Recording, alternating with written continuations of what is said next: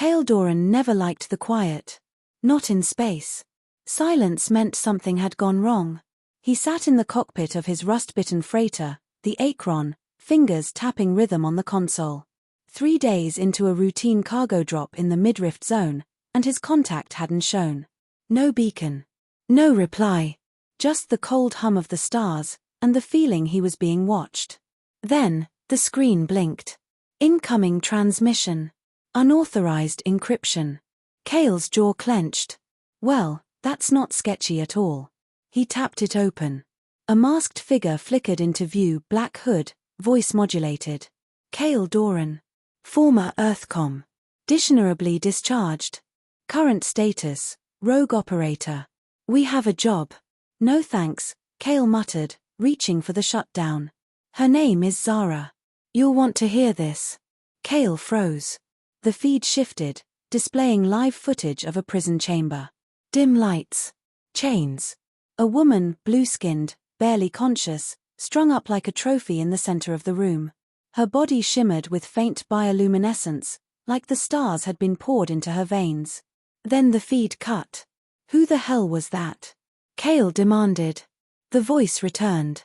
That's Zara Valen, diplomatic envoy of the Serathari. She's been held by the Dravari for a week. Tortured. Unlawfully. You have 16 hours to retrieve her before they terminate the body. You think I'm some hero? Hire someone else. You're the only one reckless enough to pull it off, and you have a debt to repay. Kale's throat tightened. You mention my sister again, I'll gut you through this transmission. The voice paused. Then prove us wrong. The line went dead. He hated how fast he was moving. Strapping on his vest, loading his sidearm, jamming blades into his boots. This was suicide. Dravari interrogation vessels weren't fortresses, they were temples. Guarded by zealots and filled with every kind of horror AI could conceive. But Kale remembered the look in Zara's eyes. Even through the screen. Distant, but not gone. She hadn't broken. Not yet. He whispered to no one, this is the last time. Docking with Vortex 9 was like flying into a mouth. The exterior was jagged obsidian, pulsing faintly with circuitry veins. No clearance codes, no automated docking. Just a port that opened, inviting or daring him in. Inside, Kale kept low. The corridors breathed. Literally. Walls moved slightly with every step, alive with embedded nanoflesh. He moved like a ghost, bypassing cameras, jamming sensors with hacked pulses. Years in Black Ops taught him how to be invisible. He avoided patrols, memorizing their patterns. Every so often, he passed cells, most empty. One contained a humanoid reduced to a whisper of itself, rocking silently. Kale didn't stop. He couldn't. He reached the central atrium, a domed chamber humming with violet light. And there she was. Zara hung like an angel crucified, arms and legs shackled by thick obsidian chains. Her skin shimmered under the pulsing lights, but her face was slack, lips parted. Not unconscious. Not dead. Suspended in some stasis, alive, barely. Kale moved toward her, gun drawn. Zara, he whispered. Her eyes opened. Soft. Luminous. And in them, pain. But also, curiosity. You're real, she rasped, voice like smoke. Apparently. Let's get you down. The moment he touched the chains, a surge of heat bolted through his body. Zara convulsed, a cry escaping her lips. Stop, she gasped. They're psycholinked. Pain triggers the stasis lock. Kale backed off, hands shaking. Great. Alien sadist tech. Her head tilted slightly. You're human. From Earth. Yeah. Not exactly on good terms with the galaxy these days. Zara's lips curved slightly. Yet here you are. He didn't answer. Instead, he pulled out a pulse cutter and started scanning the lock mechanism. It wasn't just a chain, it was a living AI loop, feeding off Zara's neural patterns. He could feel it resisting him. Reading him. Do you know who sent me? He asked quietly. She shook her head. Well, he muttered, that makes 2 of us. A hiss behind him. He whirled, gun raised. 2 Dravari guards emerged from the corridor, sleek armor, glowing red visors. Kale didn't hesitate. Bang! Bang! One dropped instantly. The other dodged, moving unnaturally fast. Kale ducked behind a column, trading fire. Plasma rounds scorched past his head. Zara screamed, not in fear. In warning. Above. Kale rolled as a third guard dropped from the ceiling. He fired blind, clipping the creature's shoulder before stabbing upward with his boot blade. The guard fell. Silence. Kale was panting, gun still raised. He turned back to Zara. Now or never. I trust you, she whispered. He ripped open the pulse cutter, overriding the AI loop manually. The process triggered a neural backlash. Zara convulsed violently as the stasis field shattered. She collapsed into his arms.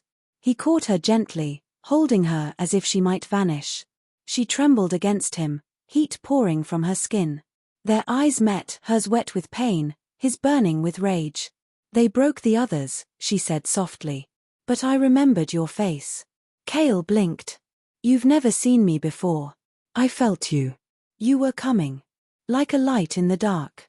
Kale's throat tightened. This was not part of the mission. He had one job, extract the asset. But in his arms, she felt nothing like a mission. He adjusted his grip, lifting her carefully. Time to go. She clung to his shoulder. If they catch us. They won't. He looked once more at the dark chamber. He could feel the ship watching. You're not getting her back. Then he ran into the dark, Zara clinging to him like the last spark of something worth saving. The walls breathed. Every step Kale took down the sinewed hallway of Vortex 9 felt like walking through a throat. He hated it. Hated how the walls pulsed with warmth. Hated the faint hum beneath the floor, like a heartbeat that wasn't his. But most of all, he hated how light Zara felt in his arms. She wasn't unconscious, just silent, eyes half-lidded, skin glowing faintly in the dark. The stasis toxins still lingered. Her head rested against his shoulder as if it belonged there. He tried to focus on the corridor ahead, not the heat of her body against his chest. We need cover, he muttered. Cryo ducts, she whispered. Left junction. 2 levels down. Kale adjusted his grip. You sure? I memorized the layout. It's how I stayed sane. They reached a panel and slipped through a maintenance hatch. The crawlspace beyond was narrow, cold, and stank of coolant and dust. He laid Zara down on the grated floor, her breathing shallow but steady. Kale checked his sidearm. 2 rounds left. His pulse cutter was half fried. No backup, no allies. You ever kill anyone? He asked. She looked at him. No. Try not to start today. Her lips curved slightly. I'll do my best. Kale found himself staring. The glow under her skin had intensified. It pulsed gently, following her breath. Not decorative. Biotech, living circuitry. He'd seen similar in combat, usually weaponized. But on her, it was different. Organic. Elegant. She caught his gaze. It's not just for show. You're reading me. A little. Emotions bleed off you like heat. It's hard to ignore. Then you must be enjoying the anxiety cocktail I'm pouring out. Mostly guilt, she said softly. That stung. You read that too? I don't need powers for that. Kale looked away. Zara shifted, pulling herself into a sitting position. The effort made her wince. You're wondering why you're really here. I was wondering that the moment I saw you. She studied him for a long beat.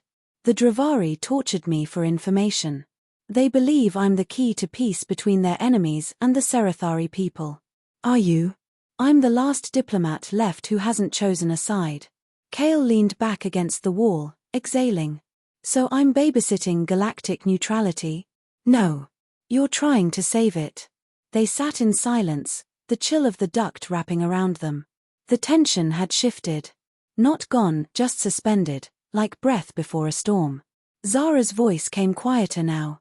When I was in that chamber, I felt everything. Every pain. Every doubt. But something changed 2 days ago. What? You.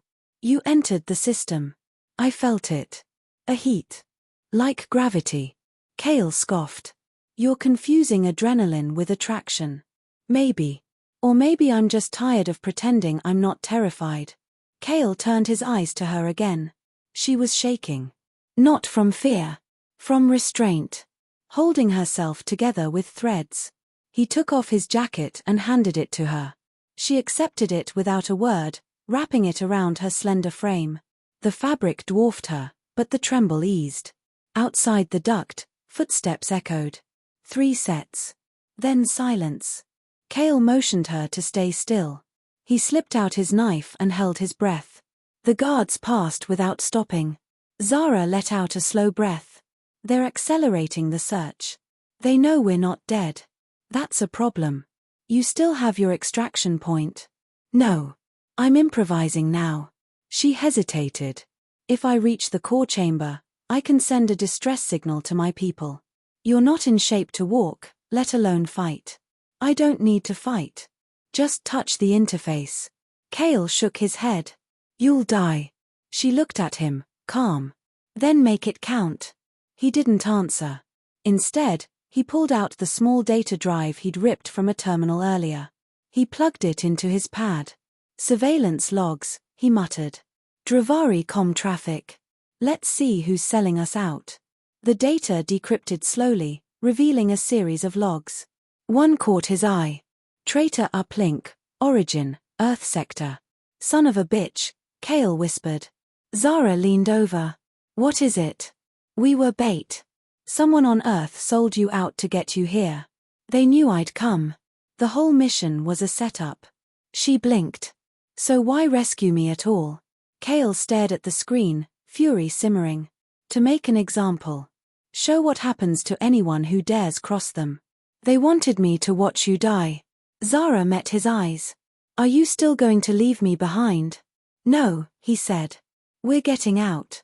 Both of us. Then we need to move now. He helped her up. She leaned on him, her touch electric, not in the metaphorical way. Her skin still buzzed, like a live current. It made Kale hyper-aware of every breath, every movement. They crawled forward through the ducts, deeper into the ship. They stopped in a narrow chamber, wires dangling like vines, coolant dripping. It felt like the ship's lung. Kale sealed the hatch behind them. Zara sat again, breathing hard. We're close to the core. Kale crouched beside her. Can you make it from here? She nodded slowly. Yes. He took her hand. I'll cover you. But once you trigger that signal, this whole place lights up. Zara stared at their hands. Do you always feel this much chaos inside? Only when I care. She leaned in, forehead touching his. The glow beneath her skin flared. I don't want to feel this alone. You're not, he said. For one moment, the war, the betrayal, the pain, none of it mattered. There was just breath. Skin. Heat. 2 broken pieces fitting together in the dark. Then the alarm began to scream. Time's up, Kale growled, pulling his weapon. Zara stood taller now, the glow beneath her skin bright as flame. Let's end this, she said. The corridor blazed red. Sirens wailed in pulses, echoing off the walls like mechanical screams. Lights blinked wildly above Kale and Zara as they moved through the service passage, shadows dancing around them. The alert meant every sentry on Vortex 9 was now hunting them. We won't outrun them, Kale muttered, keeping his sidearm raised as they turned a corner. No, Zara said. We outthink them. Her steps were steadier now. The pain hadn't vanished, but she moved with purpose, each breath under control. The glow beneath her skin was stronger, synced with her heartbeat. The power tethered to her biology was rising, and the ship seemed to feel it. Kale kicked open a hatch, ushering her into a narrow chamber lit by the pulsing core lines running along the ceiling. This way leads to the reactor, Zara said, her voice sharper now. If we overload it, the resulting surge will scramble their long-range sensors. My people can find us. Kale didn't like it. How close do we have to be? I have to touch the core. He stared. That's suicide. Only if I hesitate. A beat passed. Her words were confident, but her eyes flickered. She wasn't immune to fear, just trained to move through it. Kale respected that more than bravado. Then we stay together. I cover, you run the signal. Zara nodded, then paused. What happens after? We leave. She looked at him, unblinking. You still think that's possible? Kale didn't answer. The next hallway opened into a vertical shaft, 40 meters of steel rungs and energy conduits. Kale went first, descending with quick, practiced motions. Zara followed, slower but steady. Halfway down, Kale heard it, metal above. A quiet scrape. Then a click. Down now, he barked. They dropped the last few meters, hitting the floor hard. Energy bolts lit the shaft above them, cutting through empty air where they'd been seconds earlier. Zara winced. They're tracking movement patterns. They're adapting, Kale growled. Means they're scared. They sprinted across the final corridor, reaching a reinforced blast door. Manual override, Zara said. Give me a moment. Kale turned, weapon drawn. Footsteps echoed behind them, measured, deliberate. A single figure stepped into view. Kale stiffened. Malvos. The Dravari High Inquisitor walked slowly, hands behind his back. Tall, robed, face masked in silver. His voice rang out cold and clear. You disappoint me, Commander Doran. I expected resistance, not attachment.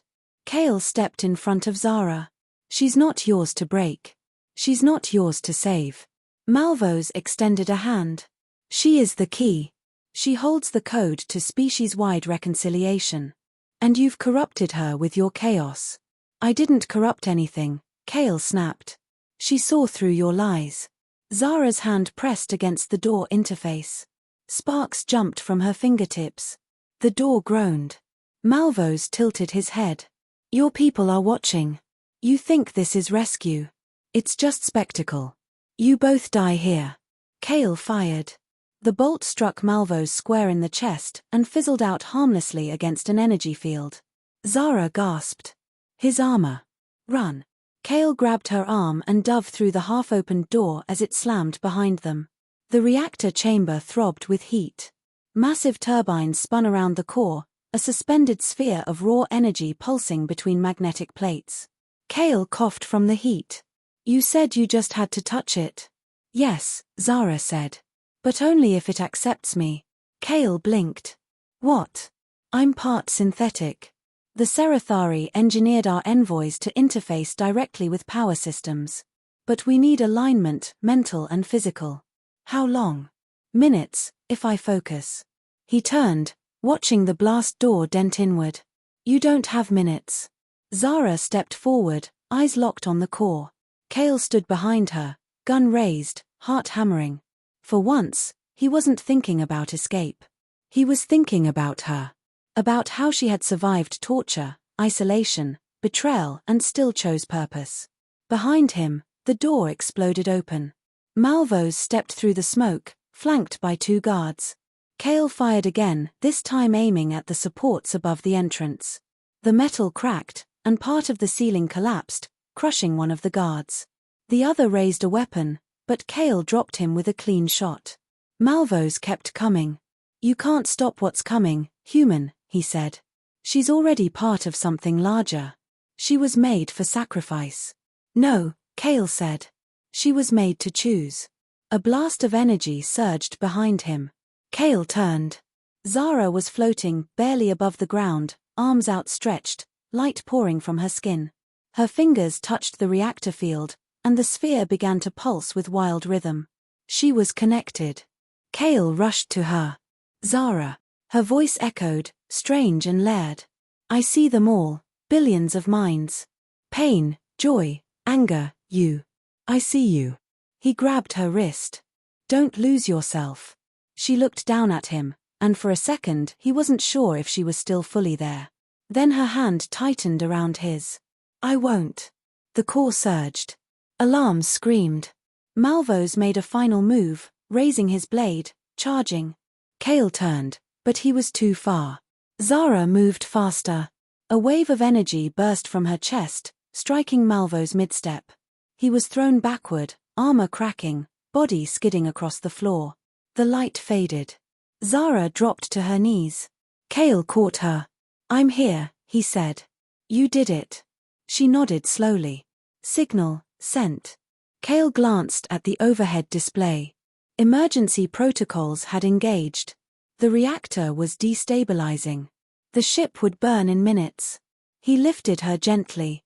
She didn't resist. As they ran toward the evacuation hatch, Kale whispered, "Still want peace?" Zara's head rested against his shoulder. "I want us alive. The rest can wait." The chamber behind them burned blue. And somewhere beyond the wreckage, help was already coming. The escape hatch opened to a sky of fire. Kale shielded Zara with his body as debris rained around them. Vortex 9 groaned like a dying beast, its hull cracking from within as the reactor meltdown spread through the core. Every surface flickered with failing power, sparks dropping like blood from open veins. The launch bay was chaos, shuttles abandoned, walls scorched. One ship remained, tucked behind a row of ruined drones. Small. Unmarked. Functional. Kale cursed under his breath. That thing better fly. Zara limped beside him, her hand still faintly glowing. If not, we improvise. He glanced at her. "You're making jokes now?" She smiled weakly. "You're rubbing off on me." They reached the vessel, and Kale keyed the door open. No traps. No alarms. Just the cold hum of an engine waiting to be stolen. He helped her inside, guiding her into the co-pilot's seat. Zara winced as she buckled in. "I'll handle the beacon. You fly." Kale ran the ignition. The ship roared to life. Outside, the bulkhead collapsed. Fire licked the entrance. "I'll take that as a countdown," Kale muttered, launching them into the void. As they breached the ship's perimeter, Vortex 9 detonated behind them, silent in the vacuum, but the light blazed like a newborn star. Kale watched through the viewport as the vessel twisted, imploded, and vanished into itself. Gone. He didn't feel triumph. Just exhaustion. Zara leaned her head back. Her face was pale, damp with sweat. But her voice was clear.